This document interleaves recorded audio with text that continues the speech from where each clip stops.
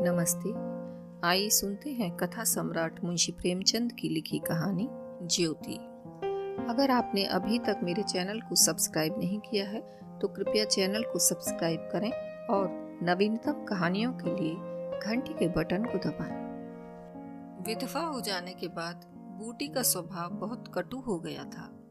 जब बहुत जी जलता तो अपने मृत पति को कोसती, आप तो सिधार गए, मेरे लिए यह सारा जंजाल छोड़ गए। जब इतनी जल्दी जाना था तो ब्याह न जाने किस लिए किया। घर भुजी भांग नहीं, चले थे ब्याह करने। वह चाहती तो दूसरी सगाई कर लेती। अहीरों में इसका रिवाज है। देखने सुनने में भी बुरी ना थी। 2 आदमी तैयार भी थे, लेकिन बूटी पतिव्रता कहलाने के मोह को ना छोड़ सकी और यह सारा क्रोध उतरता था बड़े लड़के मोहन पर, जो अब 16 साल का था। सोहन अभी छोटा था और मैना लड़की थी। ये दोनों अभी किसी लायक ना थे। अगर यह तीनों ना होते तो बूटी को क्यों इतना कष्ट होता। जिसका थोड़ा सा काम कर देती वह रोटी कपड़ा दे देता। जब चाहती किसी के सिर बैठ जाती। अब अगर कहीं बैठ जाए तो लोग तो यही कहेंगे, 3 लड़कों की होते इसे यह क्या सूझी। मोहन भरसक उसका भार हल्का करने की चेष्टा करता। गायों भैंसों की सानी पानी, दोहना मथना यह सब कर लेता, लेकिन बूटी का मुंह सीधा ना होता था। वह रोज एक ना एक खुचड़ निकालती रहती और मोहन ने भी उसकी घुड़कियों की परवाह करना छोड़ दिया था। पति उसके सिर गृहस्थी का यह भार पटक कर क्यों चला गया, उसे यही गिला थी। बेचारी का सर्वनाश ही कर दिया। ना खाने का सुख मिला, ना पहनने ओढ़ने का, ना और किसी बात का। इस घर में क्या आई, मानो भट्टी में पड़ गई। उसकी वैधव्य साधना और अतृप्त भोग लालसा में सदैव द्वंद्व सा मचा रहता था और उसकी जलन में उसके हृदय की सारी मृदुता जलकर भस्म हो गई थी। पति के पीछे और कुछ नहीं तो बूटी के पास 400-500 के गहने थे, लेकिन एक एक करके सब उसके हाथ से निकल गए। उसी मोहल्ले में उसकी बिरादरी में कितनी औरतें थीं जो उसकी जेठी होने पर भी गहने झमकाकर, आंखों में काजल लगाकर, मांग में सिंदूर की मोटी सी रेखा डालकर मानो उसे जलाया करती थीं। इसलिए जब उनमें से कोई विधवा हो जाती तो बूटी को बड़ी खुशी होती और यह सारी जलन वह लड़कों पर निकालती, विशेषकर मोहन पर। वह शायद सारे संसार की स्त्रियों को अपने ही रूप में देखना चाहती थी। कुत्सा में उसे विशेष आनंद मिलता था। उसकी वंचित लालसा जल न पाकर ओस चाट लेने में ही संतुष्ट होती थी। फिर यह कैसे संभव था कि वह मोहन के विषय में कुछ सुने और पेट में डाल ले। ज्यों ही मोहन संध्या समय दूध बेचकर घर आया, बूटी ने कहा, देखती हूँ तू अब सांड बनने पर उतारू हो गया है। मोहन ने प्रश्न के भाव से देखा। कैसा सांड, क्या बात है? तू रुपया से छिप छिप कर नहीं हंसता बोलता, उस पर कहता है कैसा सांड? तुझे लाज नहीं आती? घर में पैसे पैसे की तंगी है और वहाँ उसके लिए पान लाए जाते हैं, कपड़े रंगाए जाते हैं। मोहन ने विद्रोह का भाव धारण किया। अगर उसने मुझसे 4 पैसे के पान मांगे तो क्या करता? कहता कि पैसे दो तो लाऊंगा। अपनी धोती रंगने को दी तो उससे रंगाई मांगता। टोले में एक तू ही बड़ा धन्ना सेठ है और किसी से उसने क्यों ना कहा? यह वह जाने, मैं क्या बताऊं। तुझे अब छैला बनने की सूझती है। घर में भी कभी 1 पैसे का पान लाया? यहाँ पान किसके लिए लाता? क्या तेरे लेखे घर में सब मर गए? मैं न जानता था तुम पान खाना चाहती हो। संसार में 1 रुपया ही पान खाने जोग है। शौक सिंगार की भी तो कोई उम्र होती है। बूटी चल उठी। उसे बुढ़िया कह देना उसकी सारी साधना पर पानी फेर देना था। बुढ़ापे में उन साधनाओं का महत्व ही क्या, जिस त्याग कल्पना के बल पर वह सब स्त्रियों के सामने सिर उठाकर चलती थी, उस पर इतना कठोराघात। इन्हीं लड़कों के पीछे उसने अपनी जवानी धूल में मिला दी। उसके आदमी को मरे आज 5 साल हुए, तब उसकी चढ़ती जवानी थी। 3 लड़के भगवान ने उसके गले मड़ दिए। नहीं, अभी वह है कै दिन की। चाहती तो आज वह भी ओठ लाल किए, पाँव में महावर लगाए, अनवट बिछुए पहने मटकती फिरती। वह सब कुछ उसने इन लड़कों के कारण त्याग दिया और आज मोहन उसे बुढ़िया कहता है। रुपया उसके सामने खड़ी कर दी जाए तो चूहिया सी लगे, फिर भी वह जवान है और बूटी बुढ़िया है। बोली, हाँ और क्या, मेरे लिए तो अब फटे चिथड़े पहनने के दिन है। जब तेरा बाप मरा तो मैं रुपया से 2 ही 4 साल बड़ी थी। उस वक्त कोई घर कर लेती तो तुम लोगों का कहीं पता न चलता, गली गली भीख मांगते फिरते। लेकिन मैं कह देती हूँ, अगर तू फिर उससे बोला तो या तो तू ही घर में रहेगा या मैं ही रहूंगी। मोहन ने डरते डरते कहा, मैं उसे बात दे चुका हूँ अम्मा। कैसी बात? सगाई की। अगर रुपया मेरे घर में आई तो झाड़ू मारकर निकाल दूंगी। यह सब उसकी माँ की माया है। वह कुटनी मेरे लड़के को मुझसे छीने लेती है। रांड से इतना भी नहीं देखा जाता। चाहती है कि उसे सौत बनाकर छाती पर बैठा दे। मोहन ने व्यथित कंठ से कहा, अम्मा ईश्वर के लिए चुप रहो, क्यों अपना पानी आप खो रही हो? मैंने तो समझा था 4 दिन में मैना अपने घर चली जाएगी, तुम अकेली पड़ जाओगी, इसलिए उसे लाने की बात सोच रहा था। अगर तुम्हें बुरा लगता है तो जाने दो। तू आज से यहीं आंगन में सोया कर और गाय भैंसें बाहर पड़ी रहेंगी। पड़ी रहने दे, कोई डाका नहीं पड़ा जाता। मुझ पर तुझे इतना संदेह है? हाँ तो मैं यहाँ ना सोऊंगा। तो निकल जा मेरे घर से। हाँ तेरी यही इच्छा है तो निकल जाऊंगा। मैना ने भोजन पकाया। मोहन ने कहा, मुझे भूख नहीं है। बूटी उसे मनाने ना आई। मोहन का युवक हृदय माता के इस कठोर शासन को किसी तरह स्वीकार नहीं कर सकता। उसका घर है, ले ले, अपने लिए वह कोई दूसरा ठिकाना ढूंढ निकालेगा। रुपया ने उसके रूखे जीवन में एक स्निग्धता भर दी थी। जब वह एक अव्यक्त कामना से चंचल हो रहा था, जीवन कुछ सूना सूना लगता था, रुपया ने नव बसंत की भांति आकर उसे पल्लवित कर दिया। मोहन को जीवन में एक मीठा स्वाद मिलने लगा। कोई काम करता होता पर ध्यान रुपया की ओर लगा रहता। सोचता उसे क्या दे कि वह प्रसन्न हो जाए। अब वह कौन मुंह लेकर उसके पास जाए? क्या उससे कहे कि अम्मा ने मुझे तुझसे मिलने को मना किया है? अभी कल ही तो बरगद के नीचे दोनों में कैसी कैसी बातें हुई थी। मोहन ने कहा था, रुपया तुम इतनी सुंदर हो, तुम्हारे 100 ग्राहक निकल आएंगे। मेरे घर में तुम्हारे लिए क्या रखा है? इस पर रुपया ने जो जवाब दिया था वह तो संगीत की तरह अब भी उसके प्राणों में बसा हुआ था। मैं तो तुमको चाहती हूँ मोहन, अकेले तुमको। परगने के चौधरी हो जाओ तब भी मोहन हो, मंजूरी करने लगो तब भी मोहन हो। उसी रुपया से आज वे जाकर कहे, मुझे अब तुमसे कोई सरोकार नहीं है। नहीं, यह नहीं हो सकता। उसे घर की परवाह नहीं है। वह अपनी रुपया के साथ माँ से अलग रहेगा। इस जगह ना सही, किसी दूसरे मोहल्ले में सही। इस वक्त भी रुपया उसकी राह देख रही होगी। कैसे अच्छे बीड़े लगाती है। कहीं अम्मा सुन पावें कि वह रात को रुपया के द्वार पर गया था तो प्राण ही दे दें प्राण। अपने भाग तो नहीं बखानती कि ऐसी देवी बहू मिली जाती है। ना जाने क्यों रुपया से इतना चिढ़ती हैं। वह जरा पान खा लेती है, जरा साड़ी रंग कर पहनती है, बस यही तो। चूड़ियों की झनकार सुनाई दी। रुपया आ रही है। हाँ वही है। रुपया उसके सिरहाने आकर बोली, सो गए क्या मोहन? घड़ी भर से तुम्हारी राह देख रही हूँ, आए क्यों नहीं? मोहन नींद का मक्कर किए पड़ा रहा। रुपया ने उसका सिर हिलाकर फिर कहा, क्या सो गए मोहन? उन कोमल उंगलियों के स्पर्श में क्या सिद्धि थी कौन जाने। मोहन की सारी आत्मा उन्मत्त हो उठी। उसके प्राण बाहर निकलकर रुपया के चरणों में समर्पित हो जाने के लिए उछल पड़े। देवी वरदान के लिए सामने खड़ी है। सारा विश्व जैसे नाच रहा है। उसे मालूम हुआ जैसे उसका शरीर लुप्त हो गया है, केवल वह एक मधुर स्वर की भांति विश्व की गोद से चिपटा हुआ उसके साथ नृत्य कर रहा है। रुपया ने फिर कहा, अभी से सो गए क्या जी? मोहन बोला, हाँ जरा नींद आ गई थी रुपया। तुम इस वक्त क्या करने आई? कहीं अम्मा देख लें तो मुझे मार ही डालें। तुम आज आए क्यों नहीं? आज अम्मा से लड़ाई हो गई। क्या कहती थी रुपया से बोलेगा तो प्राण दे दूंगी। तुमने पूछा नहीं रुपया से क्यों चिढ़ती हो? अब उनकी बात क्या कहूँ रुपया, वह किसी का खाना पहनना नहीं देख सकती। अब मुझे तुमसे दूर रहना पड़ेगा। मेरा जी तो ना मानेगा। ऐसी बात करोगी तो मैं तुम्हें लेकर भाग जाऊंगा।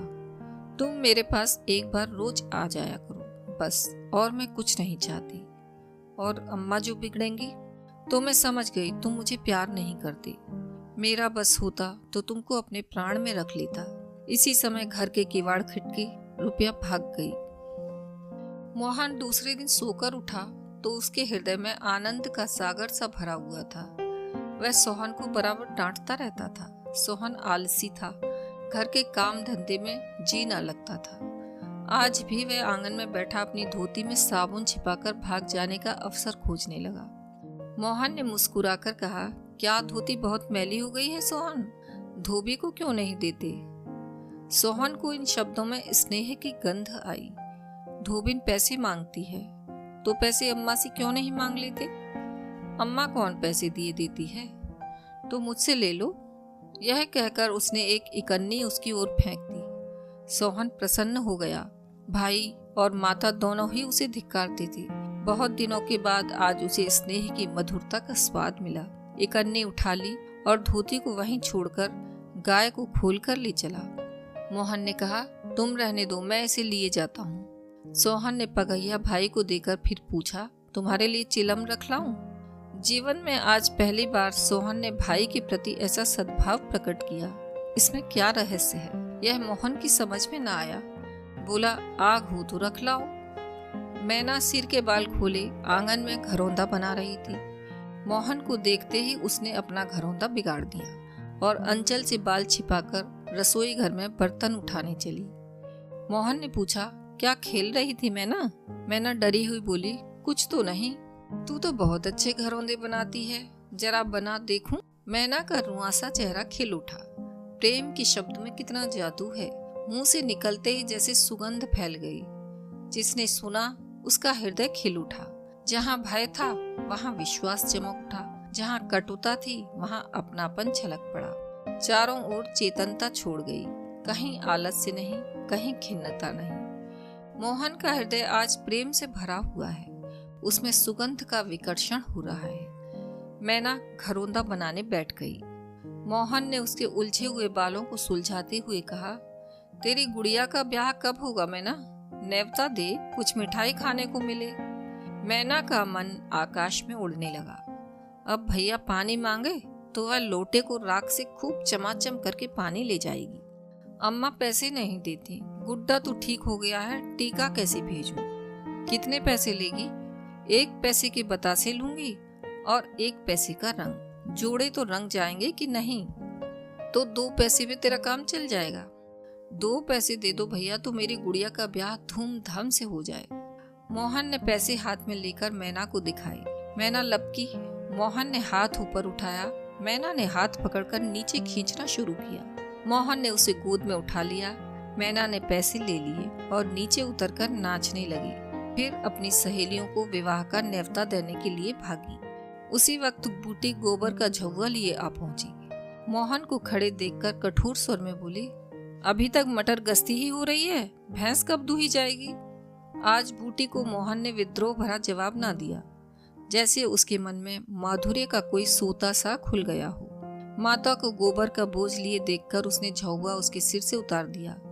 बूटी ने कहा, रहने दे, जाकर भैंस दो, मैं तो गोबर लिए जाती हूँ।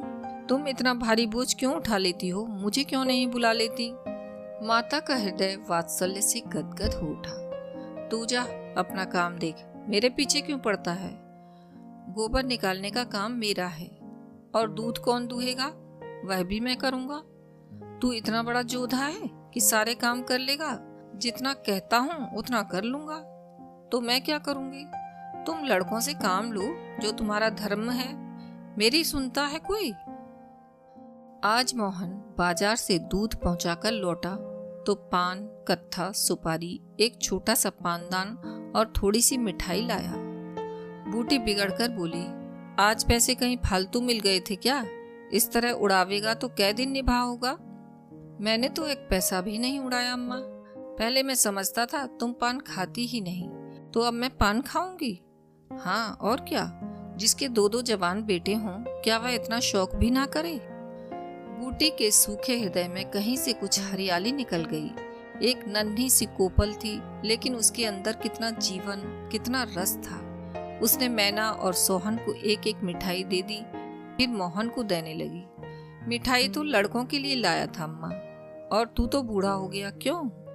इन लड़कों के सामने तो बूढ़ा ही हूँ, लेकिन मेरे सामने तो लड़का ही है। मोहन ने मिठाई ले ली। मैना ने मिठाई पाते ही गप से मुंह में डाल ली थी। वह केवल मिठास का स्वाद जीभ पर छोड़कर कब की गायब हो चुकी थी। मोहन की मिठाई को ललचाई आंखों से देखने लगी। मोहन ने आधा लड्डू तोड़कर मैना को दे दिया। एक मिठाई दोने में और बची थी। बूटी ने उसे मोहन की तरफ बढ़ाकर कहा, लाया भी तो इतनी सी मिठाई, यह ले ले। मोहन ने आधी मिठाई मुंह में डालकर कहा, यह तुम्हारा हिस्सा है अम्मा। तुम्हें खाते देखकर मुझे जो आनंद मिलता है उसमें मिठास से ज्यादा स्वाद है। उसने आधी मिठाई सोहन को और आधी मोहन को दे दी, फिर पानदान खोलकर देखने लगी। आज जीवन में पहली बार उसे यह सौभाग्य प्राप्त हुआ। धन्य भाग कि पति के राज में जिस विभूति के लिए तरसती रही वह लड़के के राज में मिली। पानदान में कई कुलियां हैं और देखो 2 छोटी छोटी चिमचियां भी हैं। ऊपर कड़ा लगा हुआ है, जहां चाहो लटका कर ले जाओ। ऊपर की तश्तरी में पान रखे जाएंगे। ज्यों ही मोहन बाहर चला गया, उसने पानदान को मांज धोकर उसमें चूना कत्था भरा, सुपारी काटी, पान को भिगोकर तश्तरी में रखा, तब एक बीड़ा लगाकर खाया। उस बीड़े की रस ने जैसे उसके वैधव्य की कटुता को स्निग्ध कर दिया। मन की प्रसन्नता व्यवहार में उदारता बन जाती है। अब वह घर में नहीं बैठ सकती। उसका मन इतना गहरा नहीं है कि इतनी बड़ी विभूति उसमें जाकर गुम हो जाए। एक पुराना आईना पड़ा हुआ है। उसने उसमें अपना मुंह देखा। होठों पर लाली तो नहीं है। मुंह लाल करने के लिए उसने थोड़े ही पान खाया है। धनिया ने आकर कहा, काकी तनक रस्सी दे दो, मेरी रस्सी टूट गई है। कल बूटी ने साफ कह दिया होता, मेरी रस्सी गांव भर के लिए नहीं है, रस्सी टूट गई है तो बनवा लो। आज उसने धनिया को रस्सी निकालकर प्रसन्न मुख से दे दी और सद्भाव से पूछा, लड़के के दस्त बंद हुए कि नहीं धनिया? धनिया ने उदास मन से कहा, नहीं काकी, आज तो दिन भर दस्त आए, जाने का दांत आ रहे हैं। पानी भर ले तो चल जरा देखूं, दांत ही हैं कि और कुछ फसाद है, किसी की नजर वजर तो नहीं लगी? अब क्या जाने काकी, कौन जाने किसी की आंख फूटी हो। चंचल लड़कों को नजर का बड़ा डर रहता है। जिसने चुमकार कर बुलाया झट उसकी गोद में चला जाता है। ऐसा हंसता है कि तुमसे क्या कहूँ। कभी कभी माँ की नजर भी लग जाया करती है। अय नौज काकी, भला कोई अपने लड़के को नजर लगाएगा? यही तो तू समझती नहीं, नजर आप ही आप लग जाती है। धनिया पानी लेकर आई तो बूटी उसके साथ बच्चे को देखने चली। तू अकेली है? आजकल घर के काम धंधे में बड़ा अंडस होता होगा। नहीं अम्मा, रुपया आ जाती है, घर का कुछ काम कर देती है, नहीं अकेले तो मेरी मरण हो जाती। बूटी को आश्चर्य हुआ। रुपया को उसने केवल तितली समझ रखा था। रुपया? हाँ काकी, बेचारी बड़ी सीधी है, झाड़ू लगा देती है, चौका बर्तन कर देती है, लड़के को संभालती है। गाढ़े समय कौन किसी की बात पूछता है काकी? उसे तो अपने मिस्सी काजल से छुट्टी नहीं मिलती होगी। वह तो अपनी अपनी रुचि है काकी। मुझे तो इस मिस्सी काजल वाली ने जितना सहारा दिया उतना किसी भक्तिन ने ना दिया। बेचारी रात भर जागती रही, मैंने कुछ दे तो नहीं दिया। हाँ, जब तक जीऊंगी उसका जस गाऊंगी। तू उसके गुण अभी नहीं जानती धनिया। पान के लिए पैसे कहाँ से आते हैं, किनारदार साड़ियाँ कहाँ से आती हैं। मैं इन बातों में नहीं पड़ती काकी। फिर शौक सिंगार करने को किसका जी नहीं चाहता। खाने पहनने की यही तो उम्र है। धनिया का घर आ गया। आंगन में रुपया बच्चे को गोद में लिए थपक रही थी। बच्चा सो गया था। धनिया ने बच्चे को खटोले पर सुला दिया। बूटी ने बच्चे के सिर पर हाथ रखा, पेट में धीरे धीरे उंगली गड़ाकर देखा, नाभि पर हींग का लेप करने को कहा। रुपया बैनिया लेकर उसे झलने लगी। बूटी ने कहा, ला बैनिया मुझे दे दे, मैं डुला दूंगी तो क्या छोटी हो जाऊंगी? तू दिन भर यहाँ काम धंधा करती रही है, थक गई होगी। तुम इतनी भली मानस हो और यहाँ लोग कहते थे कि वह बिना गाली के बात नहीं करती, मारे डर के तुम्हारे पास न आई। बूटी मुस्कुराई। लोग झूठ तो नहीं कहते। मैं आंखों की देखी मानूं कि कानों की सुनी। आज भी रुपया आंखों में काजल लगाई, पान खाई, रंगीन साड़ी पहने हुए थी, किंतु आज बूटी को मालूम हुआ इस फूल में केवल रंग नहीं है, सुगंध भी है। उसके मन में रुपया से जो घृणा हो गई थी वह किसी दैवी मंत्र से धुल सी गई। कितनी सुशील लड़की है, कितनी लज्जातुर, बोली कितनी मीठी है। आजकल की लड़कियां अपने बच्चों की तो परवाह नहीं करती, दूसरों के लिए कौन मरता है। सारी रात धनिया के लड़के को लिए जागती रही। मोहन ने कल की बातें इससे कह तो दी होंगी। दूसरी लड़की होती तो मेरी ओर से मुंह फेर लेती, मुझे जलाती, मुझसे ऐंठती। इसे तो जैसे कुछ मालूम ही ना हो सकता है कि मोहन ने इससे कुछ कहा ही ना हो। हाँ, यही बात है। आज रुपया बूटी को बड़ी सुंदर लगी। ठीक तो है, अभी शौक सिंगार ना करेगी तो कब करेगी। शौक सिंगार इसलिए बुरा लगता है कि ऐसे आदमी अपने भोग विलास में मस्त रहते हैं। किसी के घर में आग लग जाए उनसे मतलब नहीं, उनका काम तो खाली दूसरों को रिझाना है। जैसे अपने रूप की दुकान सजाए राह चलतों को बुलाते हों कि जरा इस दुकान की सैर भी करते जाइए। ऐसे उपकारी प्राणियों का सिंगार बुरा नहीं लगता, नहीं बल्कि और अच्छा ही लगता है। इससे मालूम होता है कि इसका रूप जितना सुंदर है उतना ही मन भी सुंदर है। फिर कौन नहीं चाहता कि लोग उसके रूप का बखान करें। किसी दूसरों की आंखों में खुप जाने की लालसा नहीं होती। बूटी का यौवन कब का विदा हो चुका, फिर भी यह लालसा उसे बनी हुई है। कोई उसे रस भरी आंखों से देख लेता है तो उसका मन कितना प्रसन्न हो जाता है, जमीन पर पांव नहीं पड़ते। फिर रुपया तो अभी जवान है। उस दिन से रुपया प्रायः 1-2 बार नित्य बूटी के घर आती। बूटी ने मोहन से आग्रह करके उसके लिए एक अच्छी सी साड़ी मंगवा दी। अगर रुपया कभी बिना काजल लगाए या बेरंगी साड़ी पहने आ जाती तो बूटी कहती, बहू बेटियों को यह जोगिया भेष अच्छा नहीं लगता है, यह भेष तो हम जैसी बूढ़ियों के लिए है। रुपया ने एक दिन कहा, तुम बूढ़ी काहे को हो गई अम्मा? लोगों को इशारा मिल जाए तो भौरों की तरह तुम्हारे ऊपर मंडराने लगे। मेरे दादा तो तुम्हारे द्वार पर धरना देने लगे। बूढ़ी ने मीठे तिरस्कार से कहा, चल मैं तेरी माँ की सौत बनकर जाऊंगी। अम्मा तो बूढ़ी हो गई, तो क्या तेरे दादा भी जवान बैठे हैं? हाँ ऐसा, बड़ी अच्छी मिट्टी है उनकी। बूटी ने उसकी ओर रस भरी आंखों से देखकर पूछा, अच्छा बता, मोहन से तेरा ब्याह कर दूं? रुपया लजा गई, मुख पर गुलाब की आभा दौड़ गई। आज मोहन दूध बेचकर लौटा तो बूटी ने कहा, कुछ रुपए पैसे जुटा, मैं रुपया से तेरी बातचीत कर रही हूँ। अभी आप सुन रहे थे प्रेमचंद की लिखी कहानी ज्योति।